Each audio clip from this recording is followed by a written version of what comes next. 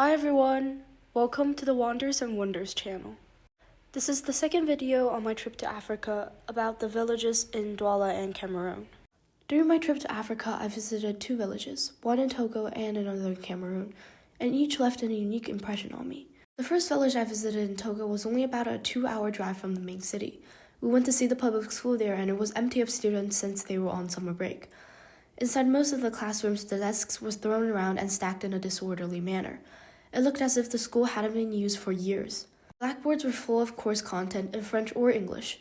The quietness of the school presented a huge contrast with the activity going on in the streets. Everyone had dressed in traditional clothing and they were dancing and singing.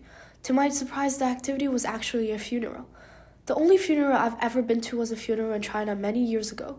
During that funeral, everybody was required to wear black clothes, and since I was really young at the time, I was explicitly told not to appear to be extremely cheerful or joke around the house a week prior to the funeral.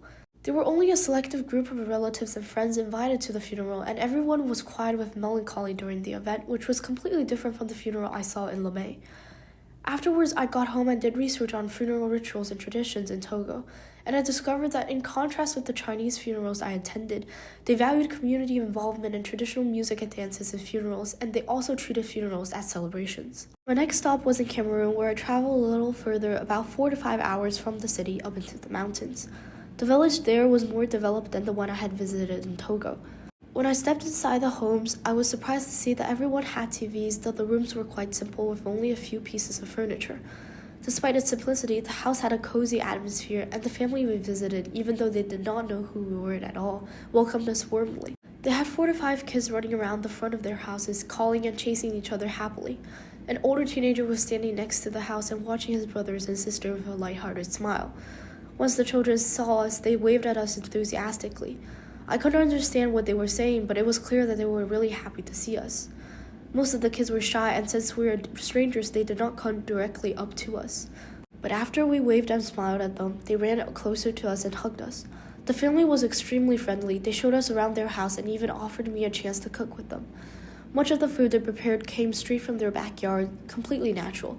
Despite my language barriers, the warmth and friendliness of the people were overwhelming, and there was a sense of happiness and joy in everybody's expressions. We might think that these people that are living far away from large developed cities and without advanced transportation systems and large skyscrapers might lead lives of hardships and dissatisfaction. But those people living in cities appear to be deeply bothered by problems in their lives and are struggling to make ends meet. In contrast, the people living in villages always have a smile on their faces. They enjoy their life at a slow pace without rushing to go to work every day.